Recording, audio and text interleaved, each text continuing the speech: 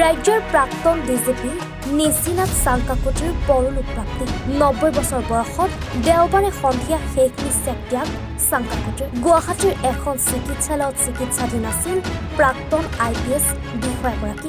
বিশিষ্ট লেখক হিচাপে জনপ্ৰিয়তা আছিল চাংকাকতিৰ।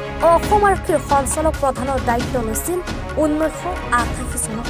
চাংকাকতিৰ মৃত্যুত শোক প্ৰকাশ অসম আৰক্ষীৰ। অৰ্ধনমিত কৰি ৰখা হ'ব অসম আৰক্ষীৰ পতাকা। পুনৰবাৰ জনাইছো, ৰাজ্যৰ প্ৰাক্তন ডিজিপি নিশিনাথ চাংকাকতিৰ পৰলোক প্ৰাপ্তি। 90 বছৰ বয়সত দেওবাৰে সন্ধিয়া শেষ নিশ্বাস ত্যাগ চাংকাকতিৰ। গুৱাহাটীৰ এখন চিকিৎসালয়ত চিকিৎসাধীন আছিল প্ৰাক্তন IPS বিষয়াগৰাকী। বিশিষ্ট লেখক হিচাপেও জনপ্ৰিয়তা আছিল চাংকাকতিৰ। অসম আৰক্ষীৰ সঞ্চালক প্ৰধানৰ দায়িত্ব লৈছিল 1988 চনত। চাংকাকতিৰ মৃত্যুত শোক প্ৰকাশ অসম আৰক্ষীৰ।